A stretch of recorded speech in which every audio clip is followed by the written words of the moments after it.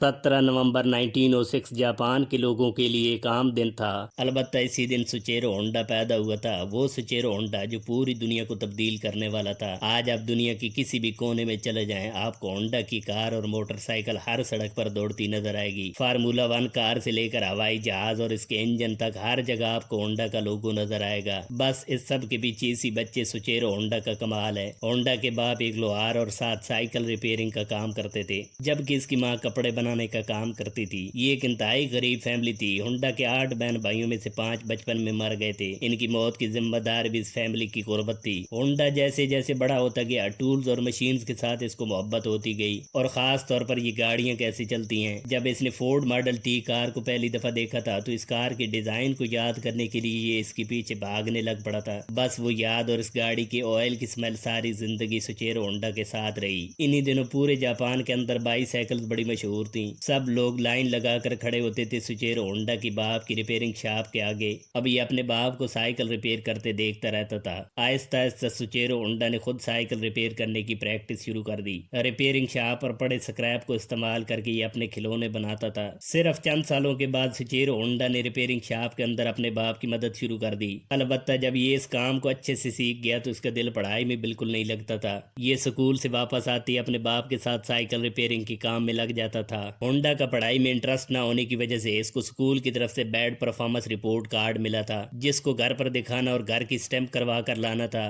अब होंडा नहीं चाहता था कि इसका बाप इसकी बुरी रिपोर्ट देखे और मायूस हो, इसलिए इसने साइकिल के पैडल कवर की पुरानी रबड़ को इस्तेमाल करके फैमिली स्टैंप बना ली, जिसको लगाने के बाद इसकी टीचर ने समझा कि वाकई ये स्टैंप इसके बाप ने लगाई है। अब ये स्टैंप इतनी परफेक्ट थी कि इसकी क्लास के बाकी लड़कों ने भी सुचेरो होंडा से अपनी फैमिली स्टैंप बनवा ली, और वो लड़के भी अपने पेरेंट्स को रिपोर्ट कार्ड दिखाए बगैर स्टैंप लगा लेते थे। पर यह काम ज्यादा देर तक नहीं चला और एक दिन इसके बाप ने इसको पकड़ लिया। एक तरफ ये फॉर्मल एजुकेशन से भाग रहा था तो दूसरी तरफ अपनी मैकेनिकल स्किल्स को बढ़ा रहा था। मशीनरी और इंजीनियरिंग इसका पहला मकसद बन गया था। 1917 में जब सुचेरो होंडा सिर्फ 11 साल का था तो इसने सुना कि एक बहुत मशहूर पायलट आर्ट समेत एक एयर शो करने जा रहा है। इसने वर्कशॉप की पेटी बॉक्स से कुछ पैसे चुराए और साइकिल लेकर ये अपने घर से 20 किलोमीटर दूर मिलिट्री एयरफील्ड जा पहुंचा। लेकिन जब ये वहां पहुंचा तो इसे पता चला कि इसके पास तो टिकट लेने के लिए पैसे कम है, इसलिए वो ये शो देखने के लिए इस एयरफील्ड के करीब एक दरख्त पर चढ़ गया। अब इस पूरे शो ने सुचेरो होंडा की मशीनरी और इन्वेंशन से मोहब्बत और बढ़ा दी थी। शो खत्म होते ही जब ये घर वापस आया तो इसके बाप को पता चल गया, पर खुशकिस्मती से इसके बाप ने सुचेरो की मशीनरी से इस कदर लगाव को देखकर इसे डांटने की बजाय अप्रिशिएट किया और इस वाक्य को जाने दिया। अब 1922 में स्कूल छोड़ने के बाद इसने न्यूज़पेपर में एडवर्टाइजमेंट देखी एक कार सर्विसिंग कंपनी आर्ट शुकाई की, जिसमें इन्हें ऑटो रिपेयर शॉप टोक्यो के अंदर कुछ असिस्टेंट की जरूरत थी। अब सुचेरो होंडा ने सोचा कि जो कंपनी ऐसे ऐड अफोर्ड कर सकती है शायद इसके पास कोई अप्रेंटिसशिप की जगह खाली हो, इसलिए 15 साल की उम्र में सुचेरो होंडा अपना छोटा सा गांव कमाइयों छोड़कर टोक्यो चला गया। इसका अंदाजा ठीक निकला और आर्ट शुकाई में जाने के बाद इसको अप्रेंटिसशिप तो मिल गई, पर जिस काम का ख्वाब देखकर होंडा वहां गया था वो नहीं मिला, बल्कि कार रिपेयरिंग की बजाय इसको गैरेज की सफाई सुथराई, आर्ट शुकाई के मालिक के लिए खाना बनाना और इसके बच्चों की देखभाल के काम पर लगा दिया गया। ये एक ऐसी अनपेड इंटर्नशिप थी जिसमें होंडा को खाने और छोटी सी जगह सोने के अलावा कुछ नहीं मिलता था। लेकिन आर्ट शुकाई को ज्वाइन करने के कुछ अरसा बाद ही टोक्यो के अंदर अर्थक्वेक आ गया, जिसकी वजह से बहुत सारे मैकेनिक अपने घरों को रिपेयर करने के लिए चले गए। अब ऑटो रिपेयरिंग शॉप में मैकेनिकल स्टाफ की कमी की वजह से होंडा को रिपेयरिंग के काम का चांस मिल गया। इसने इतनी सख्त मेहनत की कि कुछ वक्त में ये आर्ट शुकाई कंपनी का परमानेंट मैकेनिक बन गया। पूरा दिन मुख्तलिफ मैन्युफैक्चरिंग कंपनी की कार और मोटर बाइक रिपेयर करता, जिसकी वजह से इसके नॉलेज में बहुत इजाफा हो रहा था। ये कार से जुड़ी हर हाथ लगने वाली मैगजीन को पढ़ता, कार और इंजन के काम करने के तरीका कार को सीखता। होंडा की सख्त मेहनत और लगन की वजह से वो वक्त दूर नहीं रहा जब ये सिर्फ कार रिपेयरिंग ही नहीं बल्कि ऑटो स्पेयर पार्ट भी डिजाइन करने लग पड़ा। अब होंडा का कंपनी के लिए इतना काम करने की वजह से आर्ट शुकाई के ओनर में से यूजू ने टेक्निकल स्किल्स के साथ साथ बिजनेस ट्रेड के बारे में भी होंडा को एजुकेट करना शुरू कर दिया। इसलिए यूजू होंडा का एक आइडियल टीचर बन गया। यही इंसान था जिसने पहली बार होंडा को मोटर रेस में इंट्रोड्यूस करवाया था। 1923 में यूजू ने अपनी रेसिंग कार बनाने का फैसला किया। इन्होंने 2 मॉडल बनाए जिनमें एक आर्ट डम्बलर और दूसरी कर्टस थी। इन दोनों मॉडल को यूजू और सुचेरो होंडा ने मिलकर بنایا تھا۔ 1924 میں ان کی دوسرے ماڈل جس کا نام کرٹس تھا، اس نے جیپنیز کار چیمپئن شپ میں پہلی پوزیشن حاصل کی۔ اس ریسنگ ایونٹ میں ہونڈا ایک انجینئر کے طور پر ڈرائیور کے ساتھ تھے۔ اب اتنی چھوٹی عمر میں ریس جیتنا اور وہ بھی اپنی بنائی ہوئی کار سے، یہ خوشی ہونڈا ساری زندگی نہیں بھولا۔ اس نے کار کو اپنا سب کچھ مان لیا تھا۔ اب آتا ہے 1928 اور آرٹ شوکائی کے مالک نے جاپان کے شہر ہماماتسو میں ایک اور برانچ کھولنے کا فیصلہ کیا۔ اس پوری ریپیئرنگ شاپ کو سوچیرو ہونڈا نے ہی چلانا تھا۔ شروعات میں تو اسے یہ برانچ چلانے کے لیے بڑی مشکل ہوئی، لیکن 1930 تک اس نے اتنی محنت کی کہ اسے یہ ریپیئرنگ شاپ چلانے کے لیے 30 ورکر کی ضرورت پڑ گئی تھی۔ اب ہونڈا اچھے خاصے پیسے کما رہا تھا۔ ان پیڈ انٹرنشپ اور مالک کے بچے کی دیکھ بھال سے لے کر خود کی ایک آٹو ریپیئرنگ شاپ چلانے تک ہر کام ہونڈا نے انتہائی لگن سے کیا تھا۔ یہ ایک اچھا کار مکینک ہونے کے ساتھ ساتھ ریسنگ کار کا اچھا ڈرائیور بھی بن چکا تھا، اس لیے وہ ہر موٹر ریسنگ ایونٹ میں حصہ لیتا تھا۔ لیکن 1936 میں Japanese high speed car accident میں ہونڈا کی کار کریش کر گئی، جس کے بعد اس کو اگلے 3 مہینے ہاسپٹل میں گزارنے پڑے۔ اس ایکسیڈنٹ میں ہونڈا کو بہت بری چوٹیں آئی تھی۔ ڈاکٹروں کے مطابق یہ خوش قسمت انسان تھا جو زندہ بچ گیا۔ اب ٹھیک ہونے کے بعد سوچیرو ہونڈا آرٹ شوکائی کی آٹو ورک شاپ پر واپس تو آ گیا، لیکن اس کا من صرف کار ریپیئرنگ میں نہیں لگ رہا تھا، کیونکہ اب ٹائم آ چکا تھا ایک نئے اور بڑے چیلنج کا۔ سوچیرو ہونڈا کافی عرصے سے آٹو سپیئر پارٹ ڈیزائن کر رہا تھا، اس لیے اس نے اپنے مالک کو اس آٹو ریپیئرنگ شاپ کے ساتھ پسٹن رنگ بنانے والی کمپنی کھولنے کا مشورہ دیا۔ لیکن آرٹ شوکائی کے مالک کو ہونڈا کا یہ آئیڈیا بالکل پسند نہیں آیا، کیونکہ وہ پہلے سے اچھے پیسے کما رہا تھا، اس لیے وہ اس کام کو روکنا اور پسٹن رنگ بنانے والا رسک نہیں لینا چاہتا تھا۔ اس لیے ہونڈا نے خود ہی پسٹن رنگ بنانے کا فیصلہ کیا۔ اس نے اپنے دوست سوچیرو کیٹو سے مل کر ٹوکائی سائکی ہیوی انڈسٹری نام سے کمپنی کھولی اور اس کمپنی کا پریزیڈنٹ اپنے دوست سوچیرو کیٹو کو بنا دیا۔ اب پورا دن ہونڈا آرٹ شوکائی ورک شاپ میں کام کرتا اور رات کو اپنی کمپنی میں پسٹن بناتا اور ساتھ ہی میٹل اور الائز کو سمجھنے کے لیے ایوننگ ٹائم یونیورسٹی میں کلاس لیتا۔ اب دن رات کام کرنے کی وجہ سے ہونڈا کی نیند پوری نہیں ہوتی، اس لیے وہ بہت کمزور ہو گیا، لیکن اس شخص نے ہمت نہیں ہاری اور اگلے 2 سال بعد 1939 میں اس نے پسٹن بنا لیا۔ اب ہونڈا نے آرٹ شوکائی کے گیرج کو چھوڑ دیا اور صرف اپنی کمپنی میں کام کرنے لگا۔ سوچیرو ہونڈا کو ٹوئیٹا آٹو مینوفیکچرنگ کمپنی کی طرف سے پسٹن کے آرڈر ملے، لیکن جب انہوں نے پہلے 50 پسٹن بھیجے تو صرف 3 پسٹن ہی ٹوئیٹا کے ہائی کوالٹی سٹینڈرڈ پر پورا اترے، باقی سبھی ریجیکٹ ہو گئے۔ اب ہونڈا یہاں پر کافی مایوس ہوا، لیکن اس نے فیصلہ کیا کہ یہ پورے جاپان میں موجود سبھی یونیورسٹیز اور پسٹن رنگ مینوفیکچرنگ فیکٹریز میں جائے گا اور ایک بہترین پسٹن بنانا سیکھے گا، کیونکہ اب اس کو ٹوئیٹا کمپنی کے ہائی سٹینڈرڈ کا پسٹن بنانا تھا۔ کئی سالوں کی محنت کے بعد آخرکار ہونڈا نے وہ پسٹن بنا ہی لیا جو سبھی آٹو مینوفیکچرنگ کمپنیز کے سٹینڈرڈ پر پورا اترا۔ اس کے بعد ہونڈا کو کئی کار مینوفیکچرنگ کمپنیز کی طرف سے آرڈر ملنا شروع ہو گئے۔ اب کام کو بڑھانے کے لیے ہونڈا نے اس چھوٹی ورک شاپ سے ایک بڑی فیکٹری کھول لی جس میں 2000 ورکرز کو ہائر کیا گیا۔ ابھی ہونڈا کا بزنس ٹیک آف کر ہی رہا تھا کہ 1941 میں جاپان ورلڈ وار 2 کا حصہ بن گیا اور ہونڈا کی فیکٹری میں کام کرنے والے ورکرز کو زبردستی آرمی جوائن کروا دی گئی۔ اب ایک تو فیکٹری میں ورکرز کی کمی اور دوسرا بڑا مسئلہ تھا سپلائی شارٹیج کا۔ پسٹن بنانے کے لیے مٹیریل نہ ہونے کی وجہ سے ہونڈا اور اس کے ورکر جب امریکن ایئر ریڈ کے دوران فیول کین پھینکتے تو ان کو اکٹھا کر کے استعمال کرتے تھے۔ جاپان جنگ ہارتا جا رہا تھا کہ 1944 میں ایئر ریڈ کے دوران ایک میزائل سیدھا ہونڈا کی فیکٹری پر آ لگا اور جنگ کے ساتھ ہی ہونڈا بھی سب کچھ کھو بیٹھا۔ اس لیے ہونڈا نے کچھ عرصہ بزنس چھوڑنے کا فیصلہ کیا اور بچا ہوا پسٹن رنگ مینوفیکچرنگ پلانٹ ٹوئیٹا کو $3250 میں بیچ دیا۔ اگلے سال 1945 میں امریکہ نے جاپان کے 2 شہروں پر نیوکلر بم گرا دیے، جس کے بعد جاپان نے امریکہ کے آگے خود کو سرنڈر کر دیا تھا۔ اب جاپان کی اکانومی مکمل طور پر تباہ ہو چکی تھی۔ فیول شارٹیج کی وجہ سے ٹرانسپورٹیشن جاپانیز لوگوں کے لیے سر درد بن چکا تھا۔ لوگ زیادہ تر بائی سائیکلز کے ذریعے آتے جاتے تھے۔ ادھر ہونڈا کو ایک جاپانیز آرمی کا استعمال شدہ چھوٹا انجن ملا، جسے دیکھنے کے بعد ہونڈا کو ایک آئیڈیا آیا اور اس نے یہی انجن بائی سائیکل کے اوپر فٹ کر دیا۔ اس کی یہ نئی ایجاد جلدی پورے شہر میں مشہور ہو گئی۔ تھوڑے سے فیول کو استعمال کر کے لوگ آسانی سے کہیں بھی آ جا سکتے تھے۔ اب ہونڈا نے اسی کو دیکھ کر جو پسٹن رنگ مینوفیکچرنگ بزنس بیچ کر پیسے لیے تھے، ان سے 1946 میں ہونڈا ٹیکنیکل ریسرچ انسٹیٹیوٹ کھول لیا، جس میں یہ آرمی کے چھوڑے ہوئے سبھی پرانے انجنز کو استعمال کر کے بائی سائیکلز بناتا تھا۔ پر چند ہی ماہ بعد یہ سائیکلز پورے جاپان میں مشہور ہو گئی۔ ایک دم ہونڈا کو کئی لاکھ سائیکلز کے آرڈر مل گئے۔ ان آرڈرز کو پورا کرنے کے لیے آرمی کے چھوڑے ہوئے یہ انجنز تو ناکافی تھے، اس لیے اب ہونڈا کو اپنا خود کا انجن بنانا تھا۔ پر یہاں ایک مسئلہ آ گیا کہ ہونڈا کے پاس پیسے نہیں تھے یہ سب مینوفیکچر کرنے کے لیے۔ اس وقت جاپان کی بری اکانومی کی وجہ سے انویسٹمنٹ ملنا انتہائی مشکل کام تھا، لیکن ہونڈا کو ایک بار پھر سے آئیڈیا آیا اور اس نے 38,000 بائی سائیکل شاپ اونرز کو ایک چٹھی لکھی جس میں اپنا آئیڈیا بتایا اور پیسے انویسٹ کرنے کو کہا۔ ان میں سے 3,000 لوگوں نے ہونڈا کو رپلائی دیا اور راضی ہو گئے انویسٹ کرنے کے لیے۔ اب ایک بار پھر سے سوچیرو ہونڈا بزنس کے اندر کم بیک کر چکا تھا۔ 2 سال سخت محنت کے بعد 1948 میں ہونڈا نے اپنی پہلی موٹر سائیکل کا ماڈل ڈی ٹائپ لانچ کیا۔ یہ پہلی بار تھی جب ہونڈا نام کا لوگو کسی انوینشن کے اوپر لگایا گیا تھا، پر یہ موٹر بائک تھوڑی وزنی اور ان بیلنس تھی، لیکن اگلے ایک سال بعد ہی ہونڈا نے سپر کب نام سے دوسرا ماڈل لانچ کیا۔ یہ اس وقت لوگوں کے لیے ایک پرفیکٹ موٹر بائک تھی۔ دیکھتے ہی دیکھتے سپر کب پورے جاپان کے اندر چھا گئی۔ نہ صرف جاپان بلکہ امریکہ کے اندر بکنے والی ہر 2 میں سے ایک موٹر سائیکل ہونڈا کی ہوتی تھی۔ کچھ ہی وقت میں امریکہ کے ہر روڈ پر ہونڈا کی موٹر سائیکل دوڑتی نظر آتی تھی۔ اس کامیابی کے بعد سوچیرو ہونڈا نے اپنی ریسنگ بائک بنانا شروع کر دی۔ 1962 میں اس نے اپنی پہلی سپورٹس بائک لانچ کی، جس نے 1966 میں ورلڈ ریسنگ کمپٹیشن میں پہلی پوزیشن لی تھی۔ یہ اس وقت دنیا کی سب سے بڑی موٹر سائیکل مینوفیکچرنگ کمپنی بن گئی اور آج تک ہے۔ 1968 تک ہونڈا 1 کروڑ بائک سیل کرنے والی پہلی کمپنی بن چکی تھی۔ سوچیرو ہونڈا جو 62 سال کے ہو چکے تھے، ابھی تک فورڈ ماڈل ٹی کا ڈیزائن اور آئل کی سمیل نہیں بھولے تھے۔ اس لیے وقت آ چکا تھا اپنے سب سے بڑے خواب کو پورا کرنے کا۔ اب ہونڈا سب سے اچھی اور افورڈیبل کار بنانا چاہتا تھا، حتیٰ کہ اس کو بہت سارے لوگوں نے کار مارکیٹ سے دور رہنے کا مشورہ دیا، کیونکہ یہاں پہلے بہت کمپٹیشن تھا۔ ٹویوٹا اور نسان کار مینوفیکچرنگ کمپنیز نے مارکیٹ کو پوری طرح کیپچر کیا ہوا تھا، پر ہونڈا جانتا تھا کہ یہ جنگ بھی یہی جیتے گا، اس لیے اس نے کار بنانا شروع کر دی اور کچھ عرصہ بعد ہی انہوں نے اپنی پہلی منی پک اپ T360 لانچ کر دی۔ یہ گاڑی کوئی خاص مشہور نہیں ہوئی اور نہ ہی اس کی اچھی سیل ہوئی۔ اب اسی ناکامی کے بعد ابھی ہونڈا نیا آئیڈیا سوچ ہی رہا تھا کہ 1970 میں امریکہ کے اندر انوائرمنٹل موومنٹ شروع ہو گئی، جس کے نتیجے میں US نے کلین ایئر ایکٹ پاس کیا۔ اس لیے دھواں چھوڑنے اور پولوشن پھیلانے والی گاڑیوں کے خلاف ایکشن لیے جانے لگے۔ سب کار مینوفیکچرنگ کمپنیز نے اپیل کی کہ اس نئے قانون پر عمل کرنا انتہائی مشکل کام ہے، پر سوچیرو ہونڈا وہ واحد انسان تھا جس نے کہا کہ میں اس کا حل نکالوں گا، اور پھر ہونڈا نے ایک revolutionary compound vortex control combustion engine بنایا، جس نے اس نئے ایئر کوالٹی ٹیسٹ کو بھی پاس کر لیا۔ یہ انجن فرینڈلی انوائرمنٹل ہونے کے ساتھ ساتھ سب سے کم فیول پر چلنے والا انجن بھی تھا۔ اسی CVCC انجن کو استعمال کر کے 1972 میں سوچیرو ہونڈا نے ہونڈا سیوک کار بنائی، جس نے پوری مارکیٹ کو ایسے کیپچر کیا کہ آج تک ہونڈا سیوک پوری دنیا کی فیوریٹ ترین کار میں سے ایک ہے۔ اس کے 10 لاکھ یونٹ سیل کرنے کے بعد سوچیرو ہونڈا نے دوسرا ماڈل ہونڈا ایکورڈ لانچ کیا۔ یہ مڈل کلاس لوگوں کے لیے بنائی جانے والی پہلی کار تھی۔ اب ہونڈا کی کار پوری دنیا میں مشہور ہو چکی تھی۔ 1986 میں ہونڈا نے پہلی لگژری کار ایکورا لانچ کی، جس کو امریکہ اور جاپان کے اندر بہت پسند کیا گیا تھا۔ اس کے بعد ہونڈا کو کئی کار ڈیلر کی طرف سے مختلف کار ڈیزائن کے آرڈر ملنے لگے۔ 1980 کے اینڈ تک ہونڈا دنیا کی تیسری بڑی کار مینوفیکچرنگ کمپنی بن چکی تھی۔ یہ سب کامیابیاں حاصل کرنے کے بعد 1991 میں لیور انفیکشن کی وجہ سے سوچیرو ہونڈا اس دنیا سے چلے گئے۔ موت کے وقت یہ $92 ملین